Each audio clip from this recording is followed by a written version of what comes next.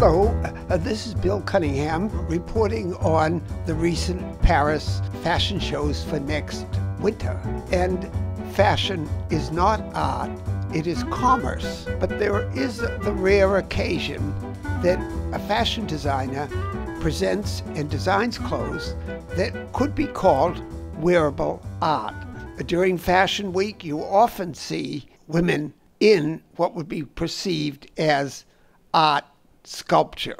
There was a funny incident at a show at a woman in a black leather coat with long, spiky, looked like a porcupine in heat, sitting down, and the woman who arrived to sit next to her couldn't get near her seat. I mean, of course, most people think, well, this is absurd because we're there to see commercial clothes that can be bought and sold. But that's what makes Paris so different. One of the most charming and really wearable expressions of wearable art can be seen at Issey Miyake. This time, the models appeared they looked like clutch bags, which they then opened up and they turned out to be round circles on the floor, and then pulled out the dress. And the dresses, the theme and the idea of the horizontal pleating was to resemble the aging tree rings. It was a beautiful expression. And here are young students waiting to get into the Issey Miyake show.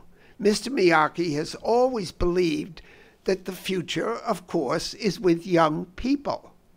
And he's always, after the guests are at his show, invites all the young people in to stand in the back to see the collection. Then other designers, that very odd expressions. At Gareth Pugh, a British designer who shows in Paris, they look like polar bears. They're wonderful. Or Rick Owens, very, very art-styled clothes. Or Junior Watanabe. But the real smash art collection was that of Comme des Garçons. The Japanese designer, she reportedly said, when asked, well, what are they? And the designer said, monsters.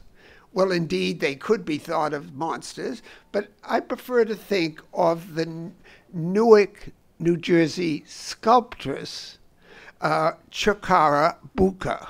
I've often seen her around, and when I was looking at the Comme des Garçons show, I thought, wow, here's a reflection of that sculptor.